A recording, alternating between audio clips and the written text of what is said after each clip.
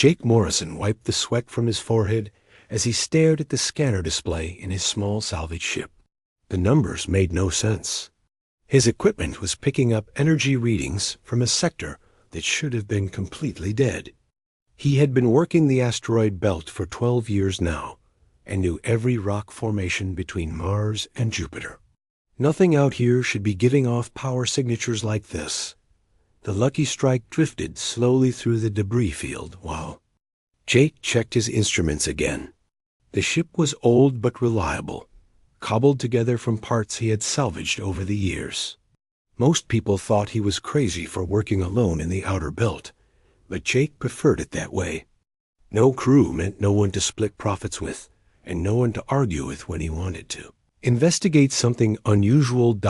The energy reading was coming from deep inside a cluster of asteroids, near the edge of his usual patrol route. Jake had avoided this area before because the rocks were packed too tightly for safe navigation, but curiosity was getting the better of him. The signature was unlike anything in his database. It pulsed with a steady rhythm that reminded him of a heartbeat. Jake programmed a careful course through the asteroid field, using the ship's thrusters to nudge aside smaller rocks that blocked his path. The Lucky Strike groaned and creaked as it squeezed between massive boulders, but the old ship held together. After 2 hours of delicate flying, Jake found himself in a small clearing where the asteroids formed a rough circle around. Empty space. At the center of the clearing sat the largest asteroid Jake had ever seen. It was perfectly spherical, which was impossible in nature. Asteroids were jagged chunks of rock and metal, not smooth balls. This one looked like it had been carved by some giant machine. The surface was dark gray, with strange markings that seemed to shift when Jake looked directly at them. The energy readings were off the charts now. Jake's instruments were going crazy, displaying numbers that should not exist. According to his scanners, the power source inside that asteroid was producing more energy than a small star.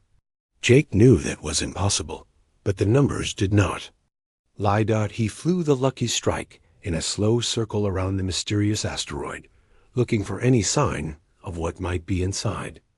On his third pass, Jake spotted something that made his heart skip a beat.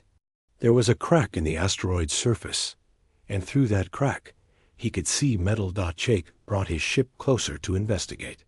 The crack was actually a massive split that ran halfway around the asteroid's circumference. Through the opening, Jake could see the hull of a ship unlike anything humans had ever built. The metal was black as space itself, but it seemed to glow with an inner light. Strange symbols covered the visible sections of hull, and they pulsed with the same rhythm as the energy readings. The ship was enormous. From what Jake could see through the crack, it had to be at least 2 miles long. It filled the entire hollow interior of the asteroid like a hand inside a glove. Someone or something had hidden this vessel inside the rock, but who and why remained a mystery. Jake tried to contact Ceres Station to report his discovery, but his communications equipment was not working properly. The energy from the hidden ship was interfering with his systems. Static filled every frequency, and his messages were not getting through. He was on his own out here. Standard salvage protocols required Jake to mark the location and return with a survey team, but something about the ship called to him. In 12 years of salvage work, he had never found anything like this. If he left now, the big corporations would swoop in and claim the discovery for themselves. Jake would get a small finder's fee while they made billions from whatever technology was inside that ship. The decision was not hard to make. Jake maneuvered the Lucky Strike toward the crack in the asteroid. The opening was just wide enough for his small ship to squeeze through if he was very careful. Jake held his breath as he guided his vessel through the gap, scraping against the rock walls with a sound like fingernails on metal. Inside the asteroid, Jake found himself in a vast hollow chamber. The alien ship took up most of the space, its hull rising above him like a black mountain. Emergency lights flickered along the ship's surface, responding to his presence after what must have been centuries of darkness. The sight took Jake's breath away. Jake docked the Lucky Strike against what looked like an airlock on the alien vessel's side.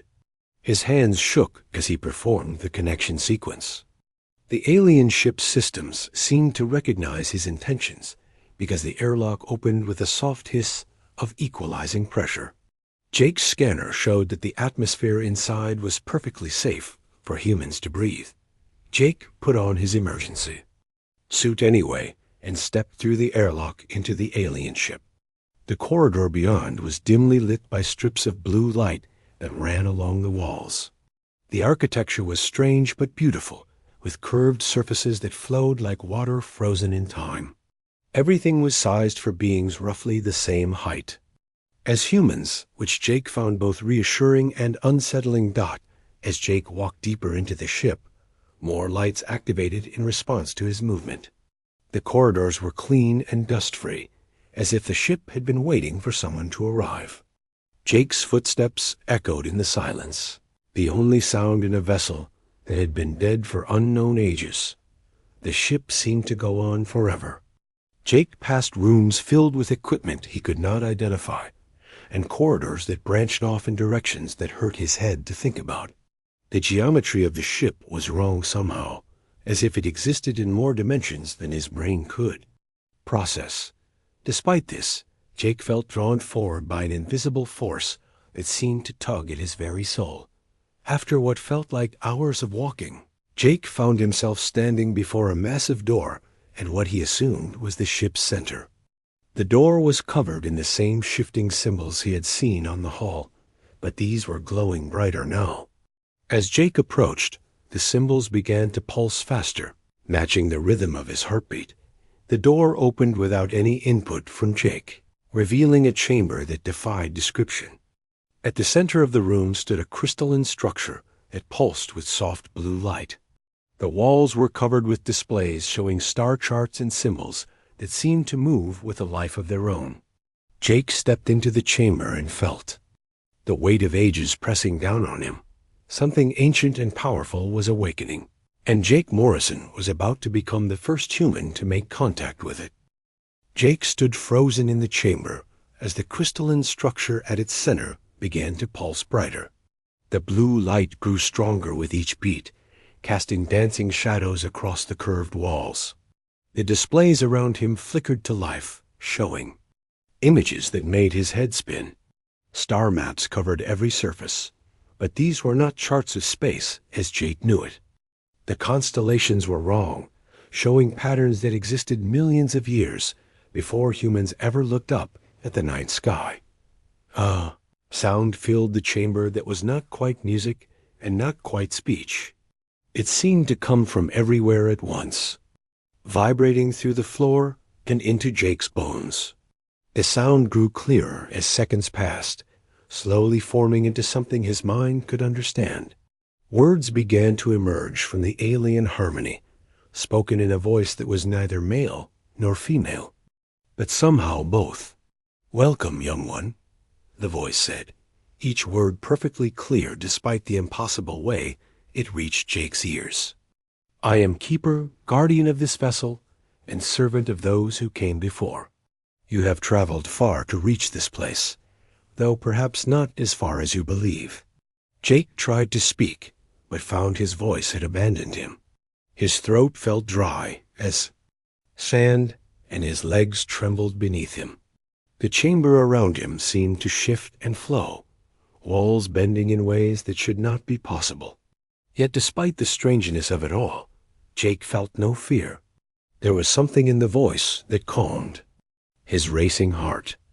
"Do not be afraid," Keeper continued, as if reading his thoughts. "I mean you no harm. I have waited so very long for one of your kind to find this place. Your species shows such promise, such beautiful chaos in your patterns of growth. The ancients chose well when they marked your world for observation." The displays around Jake changed, showing images of Earth from space. But this was not the Earth he knew. The continents were in different positions, and the oceans were strange colors. Time seemed to flow backward as Jake watched, showing his home world as it existed long before humans ever walked its surface. Green lands turned to ice, then back to green again. Mountains rose and fell like waves on an ocean of stone. "Your people call us the Ancients," Keeper said, "though we had many names in the languages we spoke. We seeded this galaxy with life, when it was young and empty. Every world that bears thinking creatures carries some trace of our design. We gave them the gift of consciousness and watched as they grew in their own unique ways." Jake found his voice at last, though it came out as barely more than a whisper. "Where are you now? What happened to your people?" The chamber grew dimmer. For a moment, and Jake could sense sadness in the air around him. When Keeper spoke again, the voice carried the weight of countless ages. "We transcended, young one. We became something beyond physical form, beyond the need for ships and worlds, and bodies. But in our haste to evolve, we left behind our children in this galaxy. We realized too late that growth without guidance leads to stagnation and war." New images appeared on the displays, showing massive space battles between ships of different designs. Jake watched in horror as entire worlds burned under the fire of orbital bombardments. Civilizations that had taken millions of years to develop were wiped out in moments by weapons that cracked planets like eggs. "The hegemony," Keeper said, the name carrying disgust even in that emotionless voice. "They arose after we departed, claiming dominion over all ancient sites and technology. They believe themselves worthy inheritors of our legacy, but they have learned nothing from our mistakes. They hoard knowledge and suppress younger species, maintaining their power through fear and violence." Jake watched as the displays showed reptilian creatures in elaborate uniforms standing over kneeling figures of different alien races. The hegemony ships were massive things, built more like floating fortresses than exploration vessels. There, weapons reduced rebel fleets to glowing debris with casual efficiency. "But you," Keeper continued, and the displays changed to show human settlements throughout the solar system. "You are different. Your species displays something we thought was lost forever. You work together despite your differences. You explore not to conquer, but to understand. You create beauty, even in the darkest times.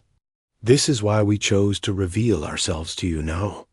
The crystalline structure in the center of the chamber began to spin slowly, and Jake felt a strange tingling in his mind. It was as if invisible.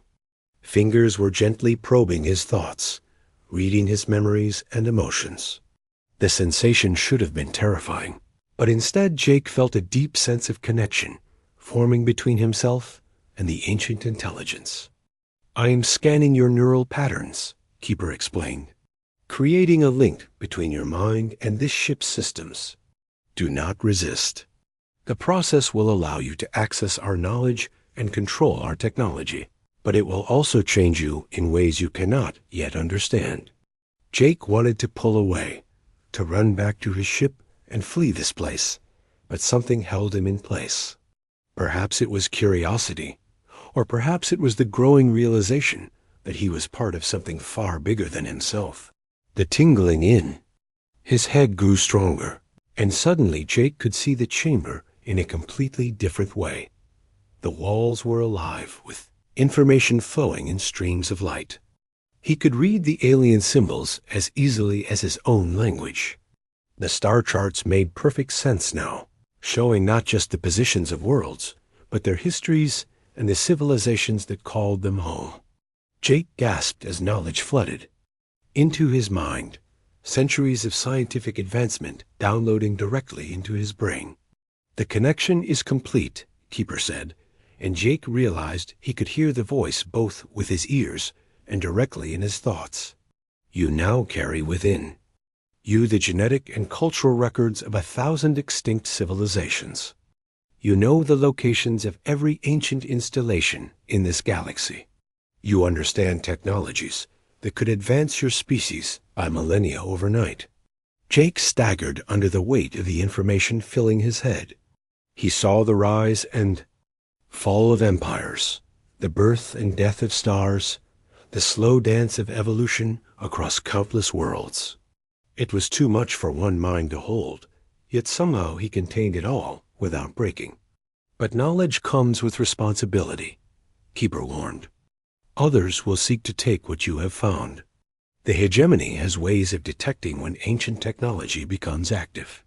They will come for this ship, and they will not hesitate to destroy your entire species to claim it. You must choose quickly whether humanity is ready for this burden. Jake looked around the chamber with his new understanding, seeing clearly, for the first time, what he had stumbled into. This was not just a derelict ship to be salvaged. It was the key to humanity's future, and possibly its doom. Jake stumbled through the corridors of the ancient ship, his mind reeling from everything Keeper had shown him. The knowledge flowing through his thoughts felt like trying to drink from a fire hose.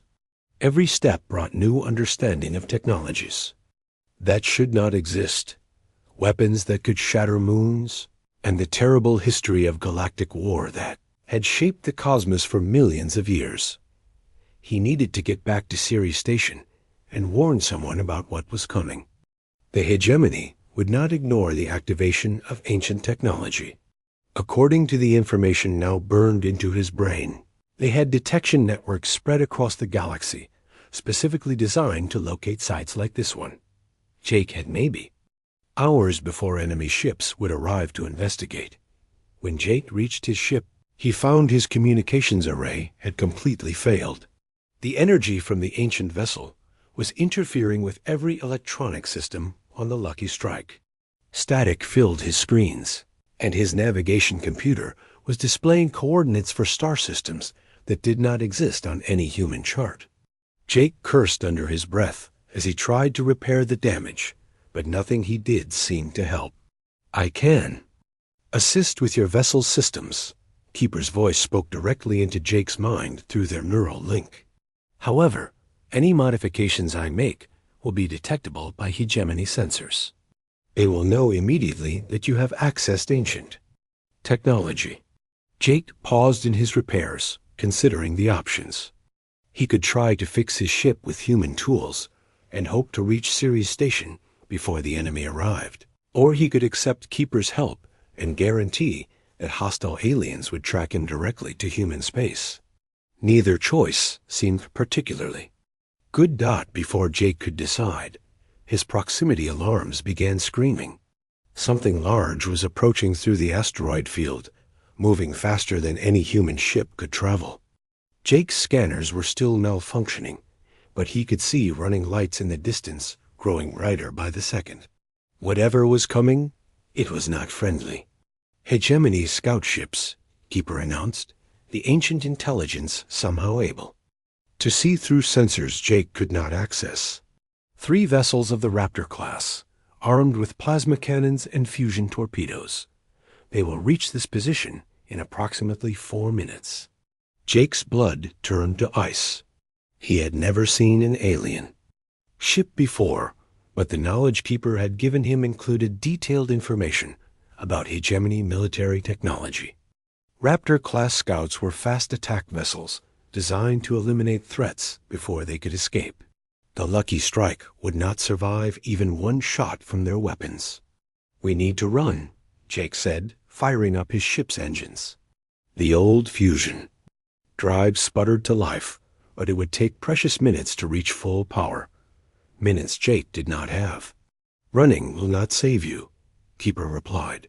"Your ship lacks the speed to escape, and the asteroid field will trap you like a net. However, I can offer another solution. Allow me to merge my systems with your vessel, and I will give you capabilities beyond anything your species has achieved." Jake hesitated for only a moment before nodding his agreement.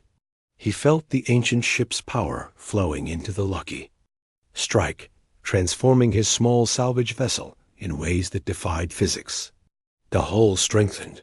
The engines became something that no longer relied on simple fusion, and new weapon systems materialized from thin air. In seconds, Jake's ship had become something that could challenge hegemony technology. The first enemy vessel came into view just as the transformation completed. It was a sleek predator of a ship, painted in the dark colors of the Saurian Empire. Weapon ports along its hull glowed with deadly energy as it prepared to fire. Jake could see reptilian figures through the bridge windows, their yellow eyes fixed on his position with obvious hunger. "Human vessel, you will surrender immediately." A harsh voice crackled through Jake's communication system. The universal translator built into his neural link converted the alien words into something he could understand. "You have violated sacred space and contaminated ancient technology with your presence. Your execution will be swift if you comply." Jake's response was to engage the new weapons Keeper had given him. Beams of pure energy lanced out from the Lucky Strike, striking the hegemony scout with impossible precision. The alien ship's shields flared and died under the assault, and secondary explosions rippled along its hull. The proud predator became drifting wreckage in moments. The other two scouts opened fire immediately, but their weapons passed harmlessly through the Lucky Strike as if it was made of ghost matter. Jake's ship had somehow shifted partially out of normal space, existing in a dimension where enemy fire could not touch it. The confusion in the alien voices over the communication channels was almost amusing. "This is impossible," one of the hegemony captains snarled. "No species has mastered dimensional phase technology. Our intelligence reports were wrong about human capabilities." Jake used their confusion to strike again, his enhanced weapons tearing through the second scout ship like paper. The third vessel tried to retreat, but the Lucky Strike followed it effortlessly. Jake's ship could now move faster than light without entering hyperspace, appearing behind the fleeing enemy before they could escape the asteroid field. The final hegemony vessel exploded in a ball of superheated plasma, leaving Jake alone among the drifting debris. He should have felt satisfaction at defeating his enemies, but instead he felt only growing dread. The scout ships would have sent a signal to their fleet before attacking. Soon, much larger vessels would arrive to investigate. "We must reach your home system before the main battle fleet arrives," Keeper advised. "They will dispatch a full armada when they learn that humans possess ancient technology. Your people must be warned and prepared for war." Jake programmed a course for Earth, using the new navigation systems Keeper had installed in his ship. The journey that should have taken weeks passed in minutes as the Lucky Strike jumped through dimensions that human science did not even know existed. Jake watched in amazement as space folded around his vessel, bringing distant stars within reach. When they emerged near Earth's moon, Jake immediately tried to contact Terran Defense Force headquarters. His message was simple but urgent. Hostile aliens were coming, and humanity needed to prepare for an invasion. The response he received was exactly what he expected. "Unknown vessel, identify yourself immediately," came the stern voice of Admiral Lisa Crawford, commander of Earth's orbital defenses. "You are broadcasting on secured military frequencies, using technology that does not appear in our databases. Explain your presence or face immediate interdiction." Jake transmitted his salvage license and personal identification codes, along with a data package containing images of the destroyed hegemony ships. The silence that followed stretched for several uncomfortable minutes before Admiral Crawford's voice returned, much less hostile than before. "Jake Morrison, you are ordered to dock with Defense Station Alpha immediately. Do not attempt to land on Earth or approach any civilian installations. Our sensor readings of your vessel are ... concerning. We need to understand what you have found out there before we proceed." As Jake guided his transformed ship toward the military station, he could see warships moving to intercept positions around him. Humanity was taking no chances with unknown technology, even when it came from one of their own people. Jake could not blame them for being cautious, but he hoped they would listen to his warning before it was too late. through his link with Keeper. Jake could sense massive disturbances in hyperspace as the hegemony fleet began to move toward Earth.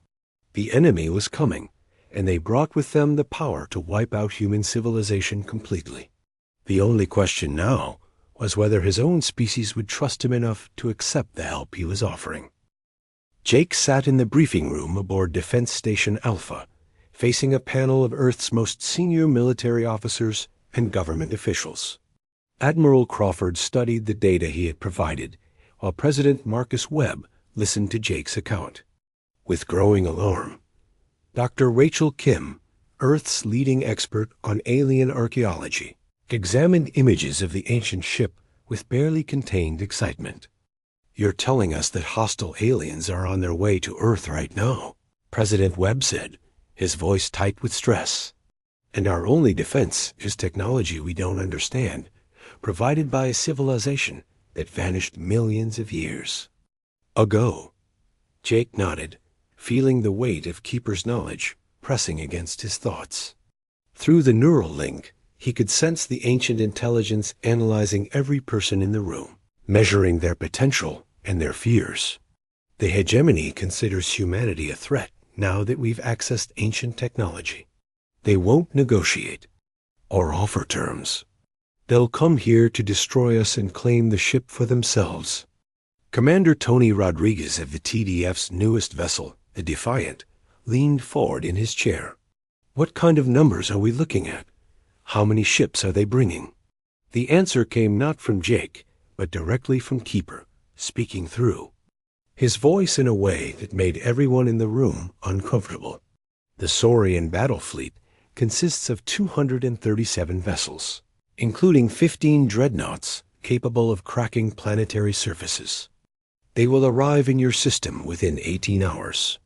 Dr. Kim's eyes went wide with wonder and terror. "The ship's artificial intelligence can speak through you? Jake, do you understand what this means? You're the first human to make direct contact with technology this advanced. The scientific implications are staggering." "The scientific implications won't matter if we're all dead," Admiral Crawford said grimly. She turned to Jake with a hard stare.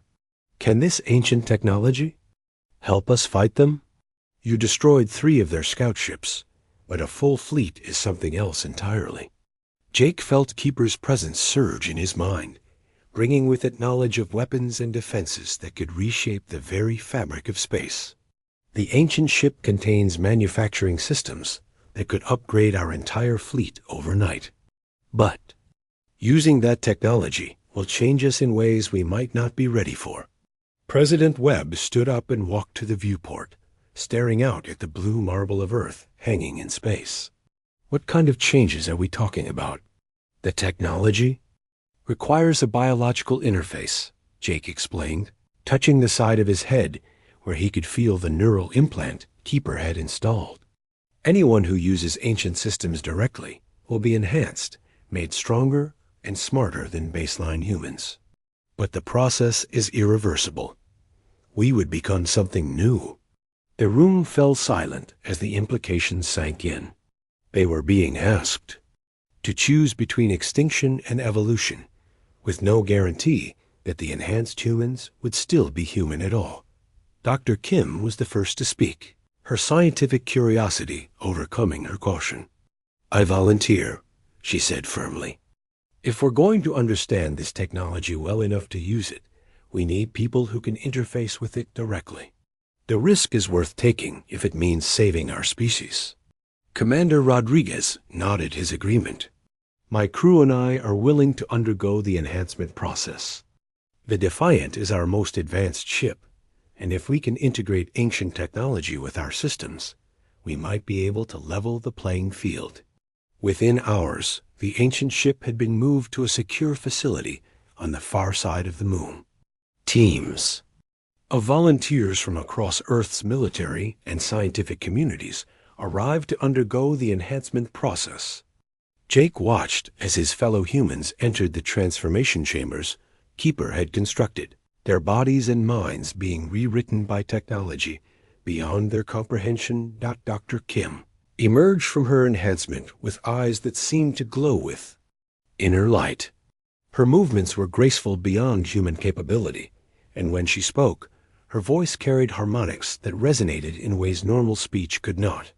"I can see the quantum structure of reality," she said, wonder filling her transformed features. "The universe is so much more complex and beautiful than we ever imagined." Commander Rodriguez and his crew underwent the process together, their enhanced minds linking not just with ancient technology, but with each other. They moved with perfect coordination, speaking in shorthand phrases that conveyed entire concepts. When they returned to the Defiant, their ship began to change as well, hull plates shifting and new weapon systems materializing from blueprints stored in their enhanced memories. The transformation was not limited to the volunteers.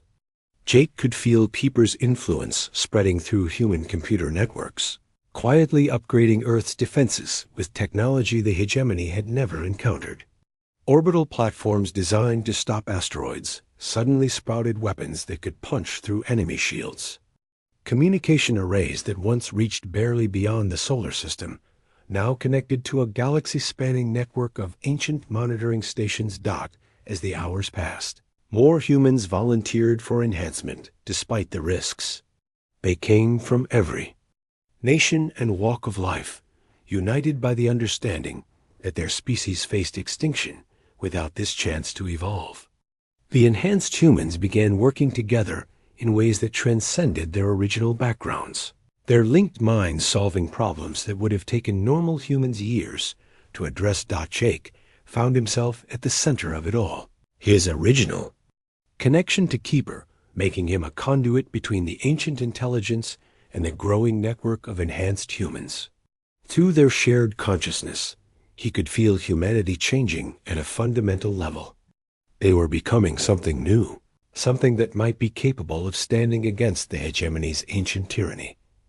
When the enemy fleet finally arrived, dropping out of hyperspace in perfect formation around Earth's moon, they found a very different humanity than their intelligence reports had suggested. The planet below was surrounded by defensive installations that hummed with ancient power, while ships that looked familiar but moved in impossible ways patrolled the outer system. Commander Vex of the Saurian Empire stood on the bridge of his flagship, studying the tactical displays with growing confusion. His sensors showed human vessels, but they registered energy signatures that matched ancient technology. It should have been impossible for such a primitive species to integrate that level of advancement so quickly.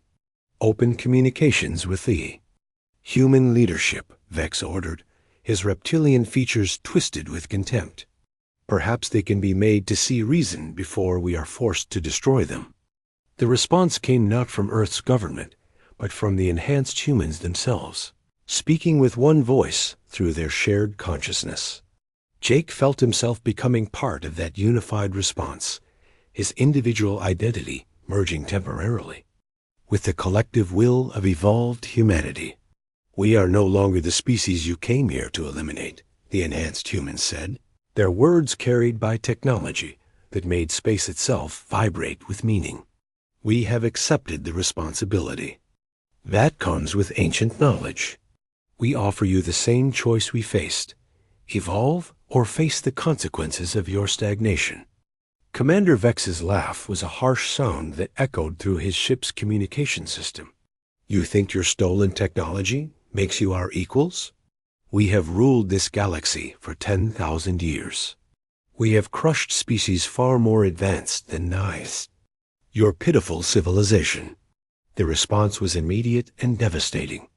Every human ship in the system vanished from hegemony sensors simultaneously, reappearing seconds later in perfect attack formation around the enemy fleet. Weapons that bent. The laws of physics opened fire, and proud hegemony vessels began dying in the cold vacuum of space.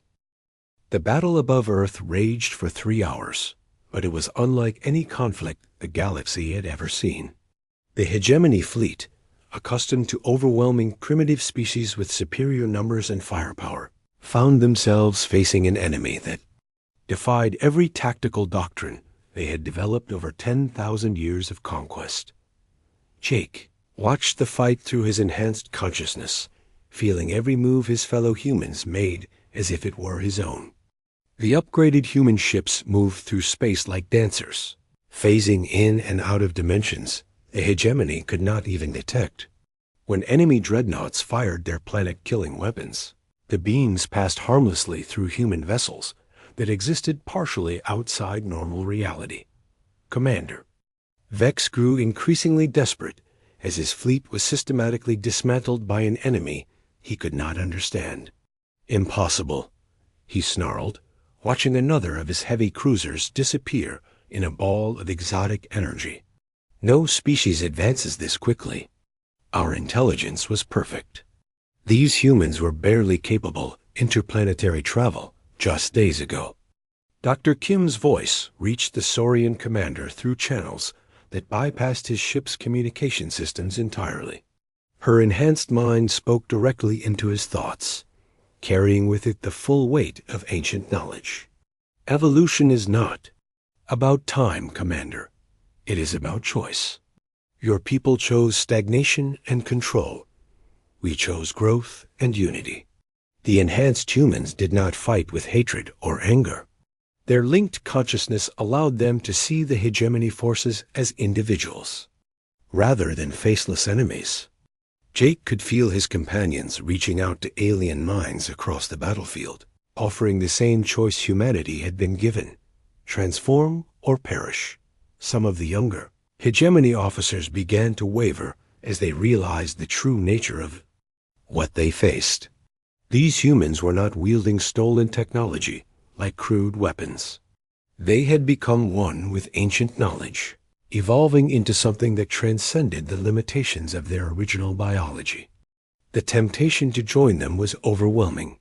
Commander Vex sensed the doubt spreading through his fleet and made a desperate decision. If he could not defeat the humans in open battle, he would destroy their home world and eliminate their species entirely. His flagship, the massive dreadnought Conqueror, charged directly toward Earth with all weapons blazing. Jake felt the commander's intentions through the quantum field that connected all enhanced minds. Without hesitation, he launched the lucky strike directly into the path of the enemy vessel. His small ship had been transformed by ancient technology, but it was still tiny compared to the hegemony dreadnought. The collision should have destroyed them both. Instead, something impossible happened. As the two ships made contact, Jake felt his consciousness expand beyond the boundaries of his physical form. He became one with the ancient technology itself, his awareness spreading through quantum networks that spanned the entire galaxy. In that moment of transcendence, Jake understood what the ancients had truly become. They had not died or disappeared. They had evolved beyond the need for physical existence, becoming pure consciousness that guided the development of younger species from beyond the veil of normal reality. Jake felt their presence welcoming him into something greater than individual existence. But he also felt their warning about the choice he was making. The collision between Jake's ship and the hegemony dreadnought created a burst of energy that spread outward in all directions. Where it touched human vessels, it carried the final stage of ancient enhancement, transforming the enhanced crews into beings of pure thought and energy. Where it touched enemy ships, it offered the same transformation to any who were willing to accept it. Commander Vex felt the wave of change washing over his ship and tried to resist it, but the technology was beyond his ability to fight. His reptilian form began to shift and change, scales becoming patterns of light, muscles becoming flows of energy. The transformation was not painful, but it was absolute. When it finished, Vex was no longer the creature he had been. "What have you done to me?" he asked, but the question came from a mind that could now perceive dimensions of reality he had never imagined. The hatred that had driven him for centuries was gone, replaced by understanding of the cosmic forces that shaped all life. "We have given you the chance to grow," Jake replied, His consciousness now spread across multiple planes of existence simultaneously. The same chance the ancients gave to us. The choice between evolution and extinction was always yours to make. Across the galaxy, other species felt the ripples of change spreading outward from Earth's solar system. Worlds that had suffered under hegemony rule for millennia suddenly found their oppressors transformed into teachers and guides.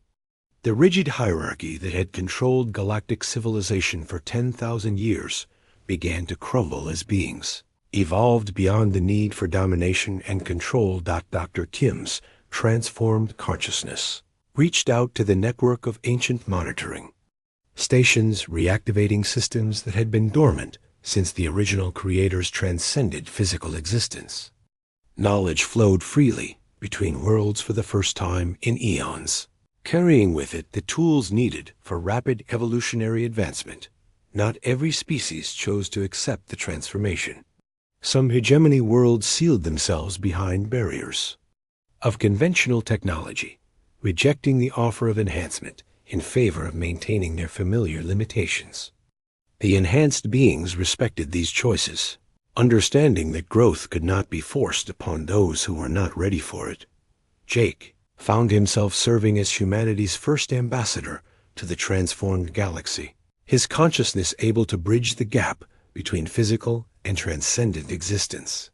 He traveled between worlds and forms made of pure energy, teaching other species the lessons humanity had learned about unity and cooperation. The ancient ship that had started it all became a temple of sorts, visited by beings from across the galaxy who sought to understand the transformation.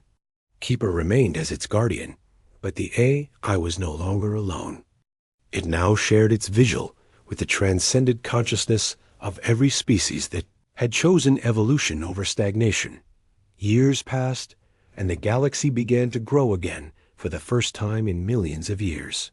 New civilizations arose on worlds that had been barren, guided by the combined wisdom of all the species that had come before them. The cosmos itself seemed to respond to the change, stars burning brighter and space itself becoming more hospitable to life. Jake stood on the observation deck of a vessel that existed partially in normal space and partially in dimensions that had no names.